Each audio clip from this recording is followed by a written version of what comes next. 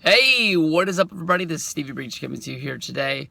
Last night's announcement on SmackDown by GM Daniel Bryan, and I'm not sure what he's supposed to be, the owner, Shane McMahon. What is Stephanie and Shane to Raw and SmackDown? Are they just the leaders? I know that they call Mick Foley and Daniel Bryan the GMs, but I got no clue. I'm lost for words here. But honestly, they had to sit down, they had to talk about making Survivor Series one of the greatest pay-per-views of all time. And their decision was to challenge Monday Night Raw to an open challenge, which looks to be the direction that Survivor Series will be going. Having these three matches, as well as Brock Lesnar going up against Goldberg in its main event. Definitely, I think that you'll also have two championship matches, but more than likely, because of the amount of guys that are going to have to matter, my guess is that the mid-card championships, your United States titles, as well as your Intercontinental titles, I'm guessing that those are going to be involved in these matches as well. But these are going to be classic Survivor Series matches, and one of them kicks it back to old school, like a 1988 or 1989 Survivor Series, the classic style with the tag teams involved. It was normally only one fall to eliminate a tag team, but you go back and you watch those old Survivor Series, those tag team matches, that's when the tag team division in the WWF was hot and was on fire.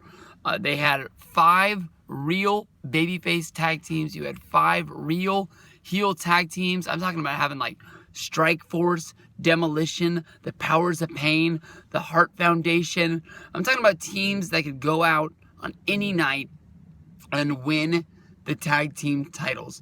That's the way it used to be back in the day. Every single person on the roster used to matter. And if you put a match out there of Hulk Hogan against Dino Bravo, I don't know, maybe if it was just because I was a kid, you believe that Dino Bravo really had a chance to win the title that night. Now, you put a guy in there against Kevin Owens, you put Jinder Mahal against Kevin Owens on Raw, you're thinking you're playing the video game, because there's no way in the world that Jinder Mahal is going to be winning the title. Maybe we just grew up and we got too smart. We read the sheets too much. I'm not sure. But what they're going to be doing at Survivor Series is going to be 5-on-5 Raw versus SmackDown. Throwing back to the old school bragging rights days. I used to love the build-up to bragging rights. Yes, bragging rights were bad pay-per-views, and they never really paid off. I liked it when they had the cup. If you remember back to bragging rights, I don't know if it was really because of the fact that, Raw was the A brand and SmackDown was the B brand, but they never really wanted to have it come off like it was the B brand. They wanted it to be like it was just as superior, even though not many people were watching because of spoilers and just word getting out and this, that, and the other. But SmackDown always won. And that was because they were trying to make it look like SmackDown was just as good as Monday Night Raw, just didn't have the bigger name stars on the show.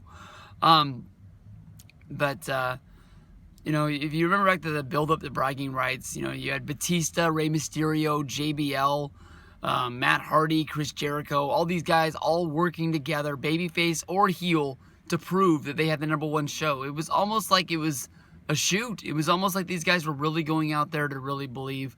Monday Night Raw, they always put, so they sort of put the Goon Squad out there. You had Carlito and Chris Masters and dudes like that. But SmackDown always gave their A-plus effort, always putting their best guys out there. Because of the way the rosters are going to be right now, I'm thinking that more than likely just the guys in the title hunt aren't going to be in this, but you're more than likely going to have a lot of the guys that really do matter, because I think this is a match that's probably going to eat up a lot of time on the show. They're also going to be doing a 5-on-5 women's match to see who has the better women's division. Of course, you'll have, Becky Lynch, Alexa Bliss. You'll have Naomi, Eva Marie, they're going up against Charlotte, Sasha Banks, Bayley. All these girls all working together to show off who has the better brand. Obviously, you'll use this match to build some storylines.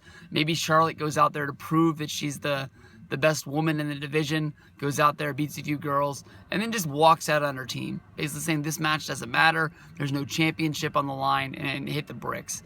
And then, of course, always, my favorite, the 10-man Survivor Series tag team match to see who has the better tag division. Monday Night Raw, I can think of them having the club, They can have, Enzo and Kaz. They've got the New Day. And as far as that, I don't know anybody else that's really in the tag team division on Raw. They got the stars, guys, the shooting stars, shining stars, the dudes in Puerto Rico. But even that's only 9 guys. So I don't know if you put the New Day in here or not. But you go over and you pick the SmackDown teams that are going to be in here. They've got more than 5 real teams in there. They've got the Ascension. They've got the Hype Bros. They've got American Alpha.